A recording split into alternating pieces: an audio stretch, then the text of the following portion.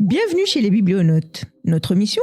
Vous dénicher des pépites qui vous auraient échappé ou dont vous voudriez parler encore et encore.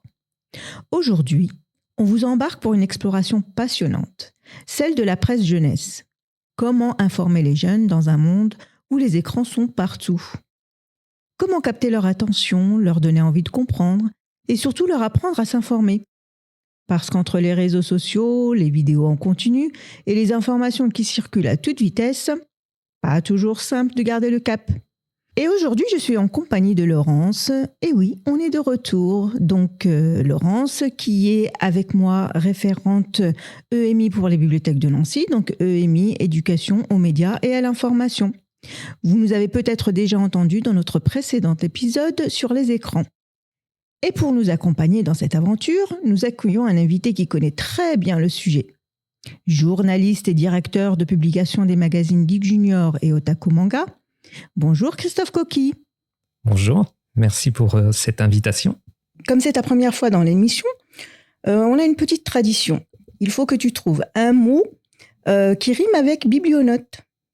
Ça, c'était un vrai défi. Alors j'ai un petit peu réfléchi et je me suis dit, on va inventer un mot. Ça va être pixelonaute, le voyageur du numérique. Pas mal. Eh bien, on valide. Tu es officiellement des nôtres.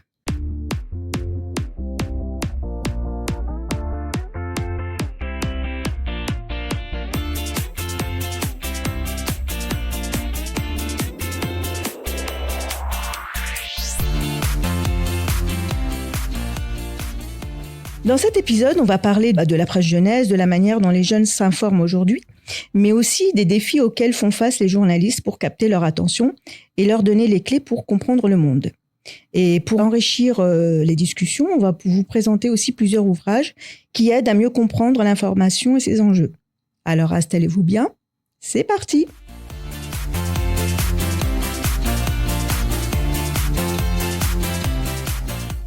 Bonjour, donc c'est Laurence. Une première question, on va commencer par celle-ci, toute simple. Pourquoi est-ce qu'on s'informe, au fond ? Eh bien, on va commencer par un premier document, en fait, qui s'appelle « S'informer à quoi bon ?» de Bruno Patino dans les collections Alt. Alors, dans ce livre, Bruno Patino pose une question essentielle. Pourquoi s'informer aujourd'hui ? Alors, ça s'adresse à des jeunes à partir de 15 ans. Il explique que l'information est partout, mais que cela ne veut pas forcément dire qu'on est mieux informé. Ou parce qu'entre les notifications, les réseaux sociaux, les vidéos et les fake news, on peut vite se demander si ça vaut vraiment le coup de suivre l'actualité. Alors dans ce livre, Bruno explique justement qu'on n'a jamais eu autant d'informations, mais que ça ne veut pas dire qu'on est mieux informé. Et parfois, on subit l'information plus qu'on ne l'a choisie. Elle arrive de partout, tout le temps, sans qu'on ait vraiment le recul pour le comprendre. Il a écrit notamment « Nous n'avons jamais autant eu d'informations, mais trop, c'est trop ». Certains appellent cela l'infobésité. Alors, c'est hyper parlant, parce que c'est exactement ce que vivent beaucoup de jeunes aujourd'hui. Mais ce qui est intéressant, c'est que ce livre ne fait pas la morale. Il ne dit pas « il faut absolument lire les journaux tous les jours », mais plutôt, apprenons à mieux choisir et comprendre l'information. Du coup, c'est vraiment une ressource qu'on pourrait mettre entre les mains des jeunes, parce qu'il aide à prendre du recul sans les culpabiliser. Et au final, il répond à la question du titre. S'informer, ce n'est pas juste savoir ce qui se passe, c'est comprendre le monde pour mieux y trouver sa place. Alors justement, selon toi, Christophe, penses-tu que les jeunes comprennent l'importance de s'informer ? C'est une bonne question et je vais faire une réponse de Normand, oui et non. Je pense que on a souvent, en tant qu'adultes, parents, éducateurs, professeurs, tendance un peu à projeter nos attentes d'adultes en direction des ados, avec des attentes qui sont trop élevées. Des ados, c'est entre les enfants et les adultes, mais ça reste aussi des enfants. Et ils ont une vision du monde qui est forcément, et c'est normal, qui est limitée. Et donc, pour eux, l'information, ça va être avant tout réfléchir sur leur centre d'intérêt, sur ce qui les intéresse comme passion, l'information culturelle. Et après, pas forcément sur l'information nationale, internationale, qu'ils vont entendre un peu comme un bruit de fond, généralement par la télé des parents ou par la radio, dans la voiture, mais pas forcément comme quelque chose d'intéressant. Et j'allais dire, c'est pas grave. Ils ont le temps de se construire. Le temps pour eux de comprendre le monde, hein, ça, c'est le temps de l'éducation, c'est l'éducation nationale, c'est au collège, on va apprendre la géographie, l'histoire pour avoir des repères historiques, la géographie, l'économie, on va commencer. Et c'est ça qui est important pour eux. S'informer, oui, mais il ne faut pas que ce soit vécu comme une contrainte, et c'est ce que dit aussi Patineau dans son bouquin que j'avais lu. Il faut leur laisser quand même une liberté et choisir aussi les canaux sur lesquels ils vont pouvoir s'informer. Oui, alors justement, s'informer, c'est important, mais concrètement, on fait comment ? Alors, il y a un temps pour tout, mais il y a quand même des livres qui existent sur la façon de s'informer. Et donc là, je vais évoquer un ouvrage qui est de Sophie Eustache, illustré par Élodie Perrotin aux éditions Ricochet. Il a été édité en 2019 et réédité en 2023. Ça, c'est important parce que ça a été réactualisé. Donc, ça s'appelle « Comment s'informer ». L'auteur, qui est journaliste, campe cette situation dont tu as déjà parlé, Fatima, c'est-à-dire une situation de surinformation à laquelle chacun est confronté au quotidien. Elle pose et répond à de nombreuses questions pertinentes sur l'information, comment elle circule, dans quelle mesure est-elle libre. Et elle explique les missions des journalistes, leur travail, qu'ils soient journalistes d'immersion, d'investigation, ou encore des journalistes qui travaillent sur des chaînes d'information en continu. Elle fait état des médias indépendants et à contrario ceux sous influence de la publicité, des patrons de presse, des actionnaires, des médias gratuits également.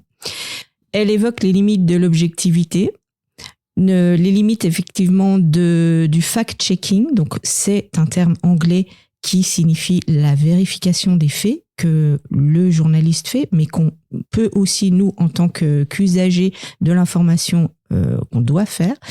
Et l'auteur fournit également des éléments de base permettant de se forger un esprit critique et de se méfier des fake news. Donc cet ouvrage s'adresse à des élèves à partir de 13 ans. Bien entendu, c'est important pour les parents ou pour les personnes adultes qui les entourent de discuter avec eux. J'ai un autre ouvrage qui peut-être est plus accessible parce que il est sous forme de BD.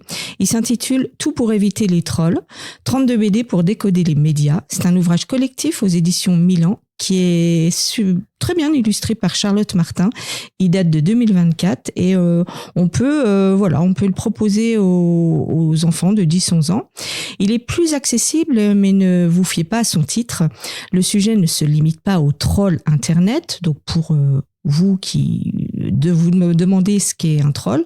Donc c'est quelqu'un qui va chercher délibérément à offenser ou provoquer un conflit en publiant en ligne des commentaires controversés ou désobligeants. Donc cet ouvrage, qui est plus accessible et léger par sa forme de BD, on y pioche des questions-réponses pertinentes sur 3 thématiques, par exemple sur Internet, comment vérifier une photo douteuse, sur les infos et les intox, est-ce qu'on peut se fier aux sondages politiques, et puis également, comme dans le livre précédent, des questions-réponses sur le journalisme. Par exemple, les journalistes disent-ils toujours la vérité ? Et donc justement, face à ces confusions, justement, selon toi, Christophe, justement, apprendre à s'informer, aujourd'hui, est-ce que c'est une priorité ? C'est une priorité, oui, bien sûr, parce qu'on essaye de comprendre comment fonctionne le monde. Quand on est un ado, par exemple, son monde est forcément différent de celui que nous, on peut voir. On n'a pas les mêmes problématiques, les mêmes attentes, les mêmes angoisses aussi. Après, bien sûr, quand on est sur des informations internationales qui sont souvent angoissantes, surtout en ce moment, ça impacte tout le monde. On se dit, est-ce que ça va impacter les parents, par exemple, et qui vont râler parce que il va avoir la hausse de l'essence, donc ils vont se dire, ouais, cette guerre, c'est pas possible. Ça va impacter parce qu'ils voient des informations, des vidéos qui sont qui provoquent une forte émotion, des explosions. C'est pour eux, la guerre, c'est pour beaucoup d'entre eux, c'est quelque chose qu'on voit au cinéma. C'est pas quelque chose qui peut être dans la réalité. Or, elle s'est invitée depuis quelques années avec ce qui s'est passé en Ukraine, avec ce qui s'est passé à Gaza, ce qui se passe maintenant au Liban et en Iran, et dans plein d'autres endroits où là, du coup, qui sont moins médiatisés. Mais on voit beaucoup de choses et eux, en plus, ils vont le voir, parce que la plupart sont sur les réseaux sociaux et s'informent. La majorité des adolescents s'informent depuis les réseaux sociaux, d'études en études. C'est la confirmation, c'est quand même le principal canal d'information pour eux. Même s'il ne faut pas sous-estimer ce qu'ils entendent à la télé, souvent en bruit de fond, quand ils sont à la maison, par exemple les chaînes d'information continue. Mais c'est quand même pas les réseaux sociaux. Et les réseaux sociaux, le rédacteur en chef, là, c'est l'algorithme. Et l'algorithme, il va travailler sur les émotions. Donc, les informations les plus impactantes, ils vont les recevoir en pleine face. Celles qui créent le plus d'émotions, qui ne sont pas forcément, qui ne reflètent pas véritablement la réalité, qui n'expliquent pas le fond d'un problème. En même temps, par exemple, sur la guerre en Iran, on ne demande pas à des ados d'être des experts en géopolitique. Ils se disent, bon, il y a des États qui s'envoient des missiles, des drones et je ne sais quoi. Ils voient surtout beaucoup de victimes et beaucoup d'explosions. Et après, pourquoi il y a cette guerre? C'est très compliqué. Même les adultes, on a du mal à comprendre. Même le président américain, manifestement, il ne sait pas trop pourquoi il l'a engagé, cette guerre. Donc, c'est souvent très compliqué. Le rôle de l'information, c'est d'essayer d'expliquer ça, de vulgariser aussi, de hiérarchiser les informations qui sont les plus importantes, et dans une situation comme par exemple une guerre, là aussi hiérarchiser en disant qu'est-ce qui est vraiment important, quels sont les impacts économiques, les impacts écologiques dont on ne parle pas, mais il y a beaucoup d'impacts écologiques sur cette guerre quand on balance des bombes sur un ensemble de stockage nucléaire, ou sur une raffinerie, forcément, il y a un impact écologique important. Pour des ados, ils ont besoin de recul. Et ils ont besoin aussi d'une information qui soit déjà très filtrée. Donc, c'est l'antithèse, par exemple, de ce qu'ils vont entendre sur une chaîne d'information continue. On est plus dans une fabrique de l'opinion. On est plus dans de la création d'émotions, plutôt que dans une information qui va être bien expliqué, hiérarchisé, filtré. Et pour prendre un exemple positif, pourquoi Hugo Décrypte fonctionne si bien auprès des adolescents? C'est parce que justement, il y a un caractère très neutre, très factuel, où il va filtrer, il va vulgariser, et il va du coup permettre à des ados de se dire, bon, bah là, sur ça, j'ai à peu près compris ce qui s'est passé. Et en un temps qui est assez court. Et comme Hugo Décrypte a l'intelligence de le faire sur tout un tas de réseaux différents et de formats différents, ça permet aux adolescents d'y trouver leur compte et donc de pouvoir comprendre l'actualité. Un autre exemple comme ça, et là qui pose un vrai souci, c'est l'intelligence artificielle. Pourquoi? Parce que quand on pose une question d'actualité sur un ChatGPT ou Gemini ou peu importe, on a une impression de recevoir une information qui est factuelle et qui est neutre. Sauf qu'elle n'est pas neutre. D'un point de vue factuel, elle fait des erreurs et ça pose un vrai problème parce que sur la forme, ça a toute l'apparence de quelque chose de très factuel, de très neutre et donc de très sérieux. En plus, avec l'intelligence artificielle, c'est très bien écrit, c'est hiérarchisé. Sauf que derrière ça, la manière dont c'est fabriqué, ce sont des algorithmes, pose de vrais problèmes.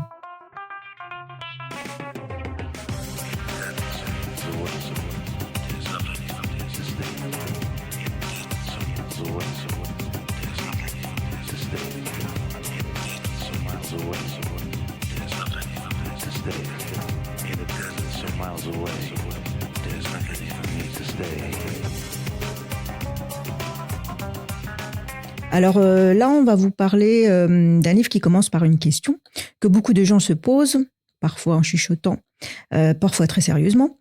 Les journalistes nous cachent-ils des choses de David Groison et Pierre-Angélique Schuller chez Actes Sud Junior. Alors, ce livre ne répond pas par oui ou par non, hein, sinon ça serait un peu trop simple. En réalité, il est construit autour de 30 questions que tout le monde peut se poser sur les médias. Alors, est-ce qu'on peut croire ce qu'on voit à la télé ? Comment les journalistes trouvent les informations ? Qui décide de ce qui est important ou non ?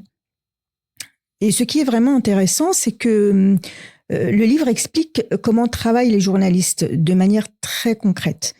On découvre les coulisses, les vérifications d'informations dont tu as parlé, Laurence, avec le fact-checking, le choix des sujets, les angles, et surtout, il aide à comprendre une chose essentielle aujourd'hui, faire la différence entre une information fiable et les fake news. Alors, ce n'est pas un livre qui dit faites confiance ou au contraire méfiez-vous de tout. Il apprend plutôt à réfléchir par soi-même. Et ça, c'est précieux. Surtout quand on est jeune et qu'on reçoit des informations de partout, tout le temps.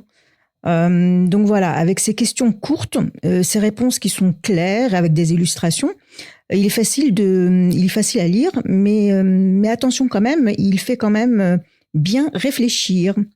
Du coup, c'est typiquement le genre de livre qu'on peut mettre entre les mains des jeunes, mais que les adultes auraient aussi intérêt à lire. Parce qu'au fond, il ne répond pas seulement à la question du titre, il nous apprend surtout à devenir des lecteurs et des citoyens plus éclairés.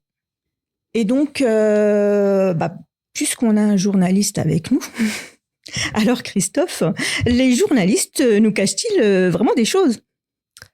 Eh bien, je vais vous dire un secret, oui. Ouh là là. Ils cachent des choses, mais je rassure, il n'y a pas de théorie du complot derrière ça. C'est normal qu'ils cachent des choses. Alors, cacher entre guillemets. Quand on est journaliste, on va hiérarchiser une information et on va la hiérarchiser par rapport au format dans lequel on va travailler. Le format est une vraie contrainte. Quand on produit, quand on fabrique de l'information. Si vous avez 1500 signes pour écrire un article ou pour faire une interview, c'est pas beaucoup, 1500 signes. Vous êtes obligé de forcément réduire la portée de votre article. Donc, il y a des questions auxquelles on va pas poser. Le numérique apporte notamment sur le web, nous permet de faire des articles beaucoup plus longs. On peut aussi, avec la vidéo ou avec un podcast, on pourrait parler ici pendant 3 heures si on voulait. Bon, c'est peut-être pas le cas, mais ce que je veux dire, c'est que le format contraint, donc on est obligé de faire des choix. Et après, il y a la ligne éditoriale qui aussi oblige à faire des choix. Et tout ça permet on prend des décisions en disant de quoi on va parler ou pas. Après, il y a des sujets où on va se dire est-ce que c'est d'intérêt général ou pas. Par exemple, on va prendre, il y a un exemple qui est ancien mais qui est assez intéressant, c'est La fille cachée de Mitterrand, Mazarine. C'était dans les années 90 que ça a été mis, non 80, ça a été dans les années 80 où les médias ont à un moment rendu public le fait qu'il avait une fille cachée. Les médias le savaient avant. Pourtant, ce n'était pas un fait public d'intérêt général. Ce n'était pas un fait d'intérêt général parce que c'était quelque chose de privé. Bon, il avait eu un enfant avec une autre femme. Pourquoi ça a été une information d'intérêt général ? C'est le jour où des journalistes se sont aperçus que des moyens de l'État importants ont été mobilisés pour cacher cette information. Et là, du coup, ça devient une information d'intérêt général. C'est souvent aussi, parfois, il y a beaucoup de politiques qui reprochent tel ou tel, ou personnalités publiques qui reprochent tel ou tel article sur Mediapart. Ce que répond souvent Mediapart, c'est est-ce que c'est un fait d'intérêt général ou pas ? Qu'une personne se comporte de telle ou telle manière, c'est son problème. Mais si publiquement il dit qu'il faut se comporter de telle manière et que dans sa vie privée, il fait par exemple complètement l'inverse, là, ça devient un fait privé, une information générale.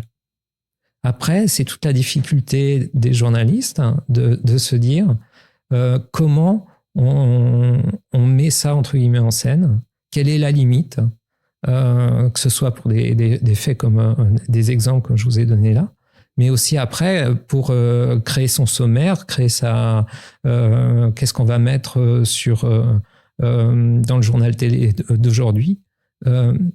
C'est à chaque fois, c'est une fabrique de l'information qui donc il y a la ligne éditoriale, il y a aussi la temporalité. Si on est un mensuel, on a plus de temps pour prendre du recul sur une information que si on est une chaîne d'information continue. Il vient de tomber une dépêche AFP, il faut réagir. Comment on réagit? Et c'est là où il faut mettre en place en interne, dans les rédactions, des pratiques, des pare-feux aussi, pour éviter de dire tout et n'importe quoi. Et quand il y a des erreurs, et les médias en font, et il faut le dire, c'est souvent parce que certaines pratiques qui sont normalement les pratiques essentielles du journalisme ont été dévoyées au sein d'une rédaction pour gagner de l'audience, pour essayer d'avoir le scoop, pour essayer de faire du buzz avec un bon mot, avec une image spectaculaire. Et c'est là où, notamment pour les ados, c'est important qu'ils choisissent bien en fait leurs médias et privilégier des médias qui prennent un peu le temps, qui en tout cas travaillent d'une manière peut-être plus factuelle et éviter les chaînes d'information continue où il faut avoir un certain recul déjà pour pouvoir faire le tri entre guillemets entre tout ce qui se dit. Et des adolescents, notamment quand ils sont plus jeunes, ils sont beaucoup plus perméables. Les jeunes notamment, par exemple, face aux fake news, on en parlait, les fake news, à 11 ans, un adolescent ne fait pas la distinction entre une fake news et un fait. Les études le montrent. C'est à partir de, ça dépend des ados, mais 13, 14, 15 ans qu'on commence à faire on peut faire de l'éducation média, leur montrer, attention, les bons réflexes pour pas se faire avoir. Mais même comme ça, à 11 ans, la plupart des ados se font avoir parce que c'est dans leur développement cognitif, en fait. Ils sont encore en cours de développement. Et donc, il faut les accompagner, mais en même temps, ils sont pas capables. Pour les ados, effectivement, c'est bien choisir l'information. Et pour revenir à la question initiale, oui, on cache des choses parce que question de format, question de temporalité et question de ligne éditoriale, on parle pas de tout. Si on rebondit, Christophe, sur ce que tu viens d'évoquer, c'est-à-dire les fake news et les réseaux sociaux, on peut parler de 2 livres, Fatima. Oui, alors le premier, c'est Fake News, évite de tomber dans les pièges de Hamza Garouche et Kevin Razi chez Martinière Jeunesse. Il a une particularité, c'est qu'il mélange information et humour. Et c'est vrai que Kevin Razi, c'est un acteur qui est bien connu aussi des jeunes. Il est auteur et il utilise des exemples concrets, parfois assez drôles, pour expliquer comment fonctionnent les fake news. On découvre les coulisses de l'information, mais aussi les pièges les plus courants sur Internet, les images détournées, les titres trompeurs. Et surtout, il donne des réflexes simples pour vérifier une info et éviter de se faire manipuler. Bon, bref, c'est un livre qui se lit facilement et qui donne presque l'impression d'apprendre sans s'en rendre compte. Le second, sur la même thématique des fake news, est plus récent. Il est aussi simple d'abord et attractif. Et s'intitule Fake News, tout sur la désinformation de Nereda Carrillo, qui est journaliste espagnole, prof d'université. Oui, je dis espagnol, c'est un livre traduit. Et il comporte de bonnes illustrations colorées d'Alberto Montt et est paru aux éditions Les 400 coups en 2023. Alors là, on a affaire à un ouvrage très complet qui nous rappelle que les fausses nouvelles ont toujours existé, souvent pour stigmatiser des groupes, les femmes aussi, bien souvent. Beaucoup d'exemples précis, un bon glossaire, des tests, des quiz, des mises en situation nous sont apportés.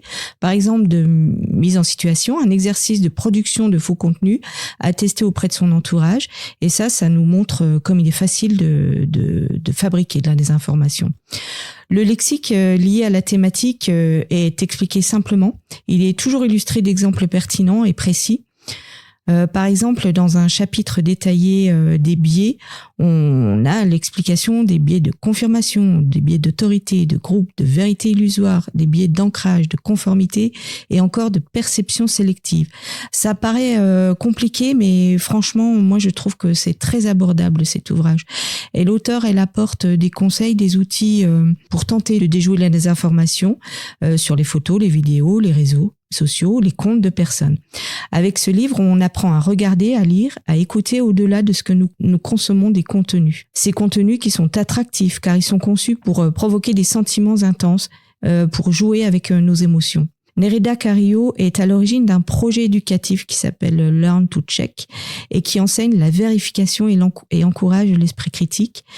Et quand on ferme ce livre, ce qui reste, c'est vraiment le mot vérification. Au final, Fatima, ces deux livres sont complémentaires. L'un est plus ludique et accessible, l'autre complet, analytique. Dans les deux cas, ils ont le même objectif, nous aider à ne pas croire tout ce qu'on voit sur Internet. Et ça, que l'on soit jeune ou adulte, ça reste essentiel.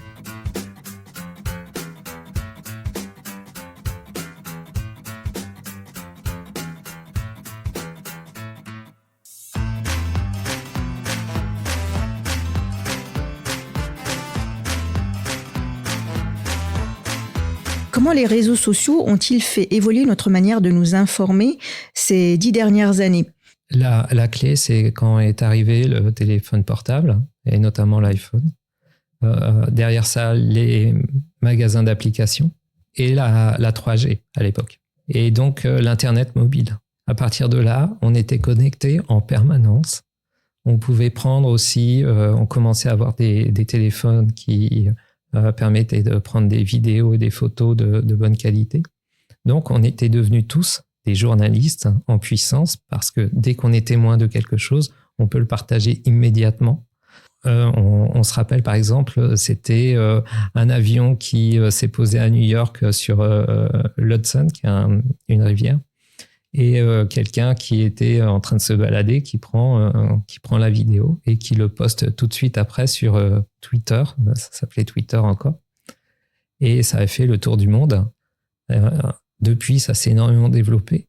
Et effectivement, les réseaux sociaux nous donnent cette illusion de pouvoir être informé en permanence, tout le temps, et par tout le monde. Et qu'on est à la fois consommateur d'informations et producteur d'informations. Si demain il y a un incendie sur la tour à Nancy, la grande tour, là, tout de suite, en 3 minutes, on a des vidéos qui sont postées partout. Et donc, c'est ces événements technologiques qui ont transformé aussi notre manière de nous informer. Et ça a eu un impact énorme aussi pour, bien sûr, les adolescents. Il y a des études assez récurrentes qui montrent qu'on est à peu près à 70% des ados qui, en priorité, s'informent sur les réseaux sociaux.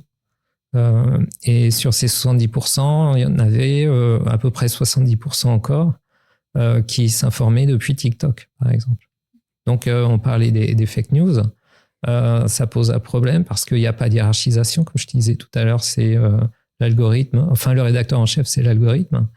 Donc, on peut avoir une information qui arrive du Monde ou de Hugo Décrypte ou de Brut.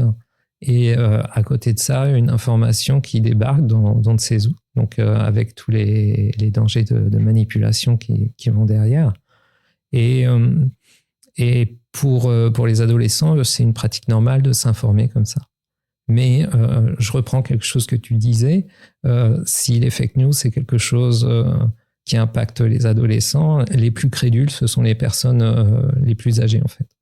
Dans toutes les études, ils sont beaucoup plus à relayer des informations que les ados, qui ont souvent des bonnes pratiques ils sont beaucoup moins crédules qu'on ne le croit.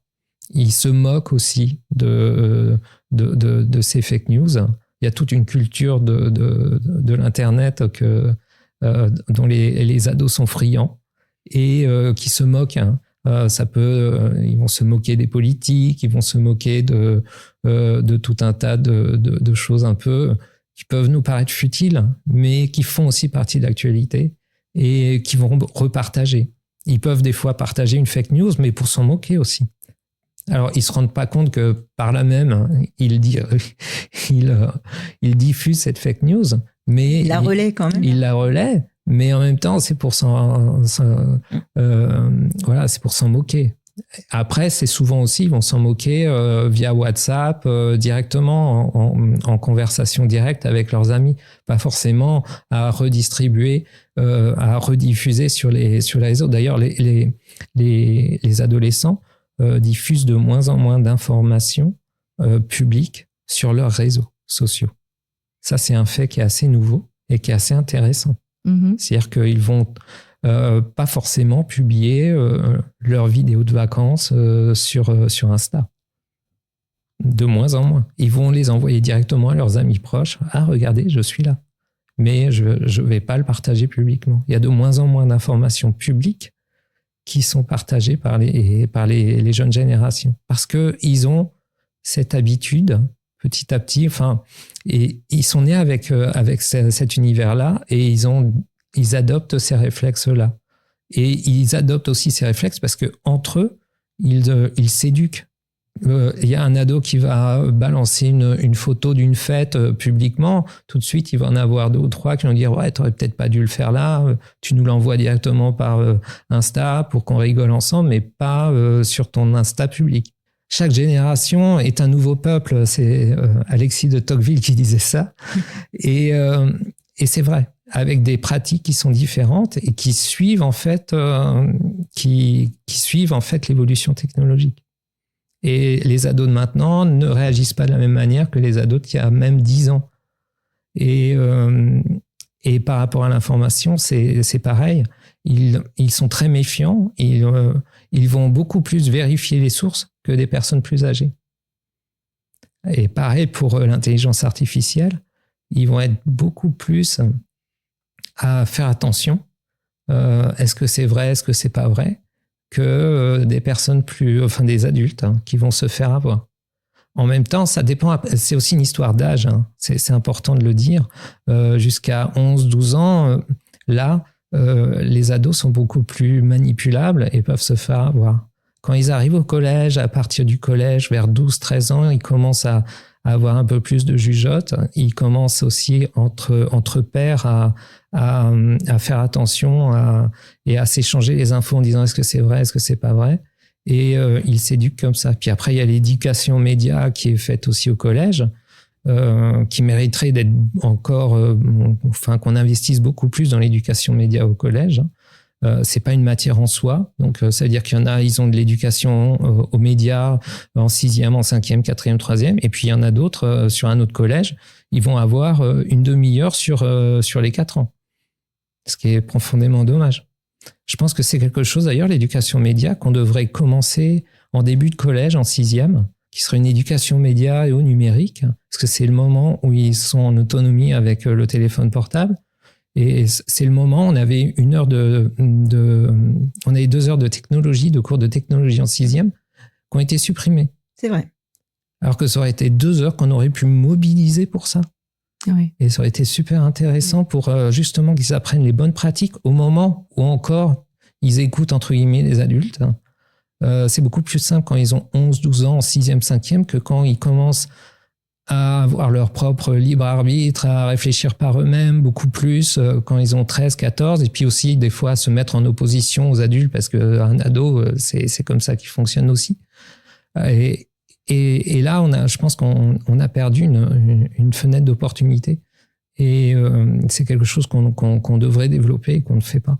Et je trouve que c'est dommage, notamment par rapport aux réseaux sociaux. On nous dit qu'il faut interdire les réseaux sociaux. Ça va peut-être se faire jusqu'à l'âge de 15 ans. Mais on n'a pas investi sur l'éducation comme on pourrait le faire. Alors que c'est un vrai sujet.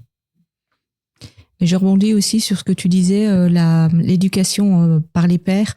C'est vrai qu'on n'y pense pas assez, mais si on les écoute lors de nos accueils de collégiens, on voit bien que voilà, ils ont quand même pour une partie de l'esprit critique et faut leur faire confiance, mais effectivement, il faut aussi les aider, les accompagner par plus de formation. Ouais. Et c'est pour ça que souvent, on parle d'éducation média uniquement par le prisme des fake news. Mm-hmm. Pour moi, c'est pas la bonne manière d'aborder les choses. Oui. Parce que ce n'est qu'une partie de la problématique. Et j'allais dire, c'est presque pas le plus grave. Pour moi, bien sûr, il faut qu'ils puissent distinguer les fake news de ce qui est vrai et ce qui est faux. Mais derrière ça, c'est quelle est ma bonne hygiène informationnelle? Comment je peux m'informer? Et en fait, on repart sur la question initiale. C'est voilà, qu'est-ce que je choisis comme média? Quel est le rythme? Qu'est-ce qui me semble important pour moi? Qu'est-ce qui me semble important pour que je me sente pas en situation de stress aussi quand je suis un ado? C'est une époque aussi où les ados, ils sont souvent dans des situations où ils se posent plein de questions, c'est normal. Et c'est pour ça que c'est important de pas uniquement parler des fake news. Moi, je reçois aussi beaucoup d'ouvrages qui sont très bien. Hein. Tous ceux que vous avez cités, j'en connais certains, que j'en ai reçu certains, j'en ai lu aussi certains d'entre eux. Et c'est très bien parce que ça pose un cadre et il faut que les ados, leurs parents puissent lire ça. Mais ceux qui...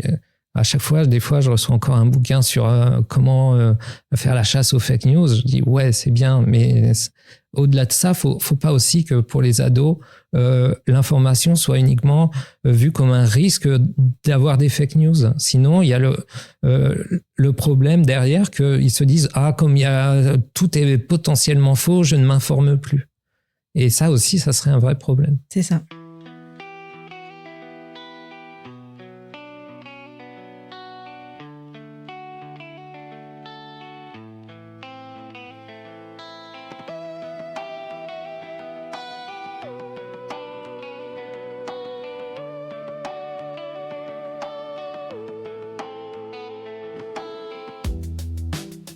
Bon, alors, désolé, mais on va revenir quand même un peu sur les fake news, parce que il y a quand même un document qui, moi, que j'ai beaucoup aimé parce qu'il est complètement déjanté et avec beaucoup d'humour et qui parle de fake news. L'attaque des slip tueurs d'Élise Gravel chez Milan. Ce n'est pas une histoire de super-héros ou de sous-vêtements. Ce livre, c'est en fait une BD pédagogique et hilarante qui aide à comprendre comment fonctionnent les fake news et surtout comment les combattre.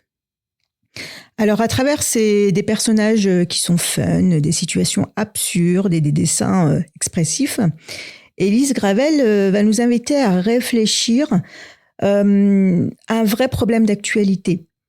Comment ne pas se laisser avoir par les fausses informations? Alors, ce qui est vraiment chouette, c'est que tout est expliqué sans jargon, avec humour, et un clin d'œil parfait pour les jeunes, mais aussi pour les adultes qui veulent se remettre à niveau sans s'ennuyer. On y apprend par exemple comment repérer une information bidon, pourquoi certaines rumeurs se propagent si vite, ou encore ce qui se passe dans notre tête quand on croit vraiment à une fake news. Alors, tout ça raconté comme une vraie aventure, avec des dialogues fun, des dessins qui accrochent le regard. Bref, c'est une BD qui apprend vraiment quelque chose sans se prendre au sérieux. Alors, si vous cherchez un moyen ludique d'introduire la notion de désinformation à des jeunes ou même à vos amis spécifiques, ce livre, c'est une super ressource. Parce qu'au final, comprendre les fake news, ce n'est pas juste une question de savoir, c'est une question de sens critique. Et si on peut apprendre ça en riant un peu, pourquoi pas, hein, alors tout est gagné. Et puis justement, comme cette bande dessinée est complètement autour de l'humour, Christophe, est-ce que l'humour est un bon moyen pour sensibiliser les jeunes à l'information ? Oui, évidemment, parce que c'est un moyen déjà pour prendre du recul. pour prendre aussi de la distance quand on est sur des événements dramatiques, notamment, pour essayer de trouver le petit fait un peu rigolo, même sur un fait dramatique, mais qui permet de se dire, bon, voilà, tout ça, notamment pour des enfants ou des ados, en fait, c'est que des histoires d'adultes. Hein. Donc, nous, en tant qu'enfants ou ados, on va rigoler un peu de ça. Pour un enfant ou pour un ado, Trump, c'est un personnage de dessin animé, quoi. C'est un personnage complètement irréel. Et pour les adultes aussi, hein, et ils vont s'en moquer, ils vont rigoler de ça. On parlait aussi des dessins de presse tout à l'heure. C'est aussi quelque chose de très important. Ça permet tout le temps de mettre un pas de côté sur une information pour essayer de l'analyser et de développer l'esprit critique d'une manière différente, en se disant « Ah tiens, oui, c'est vrai que derrière, en fait, ce trait d'humour, le dessinateur montre tel ou tel dysfonctionnement ou telle contradiction par exemple d'un personnage public. » Et c'est vrai que ça manque. Moi, je trouve qu'il n'y a pas assez notamment de dessins de presse. C'est un exercice qui se perd. Dans la presse jeunesse, il y en a encore pas mal. Et je trouve que c'est important et c'est une manière, voilà, c'est un support très sérieux pour dire des choses d'une manière hilarante. Et c'est plutôt, voilà, c'est important. Oui, et puis ça permet de prendre du recul aussi. Et passons au roco de Derrière les fagots. Jingle.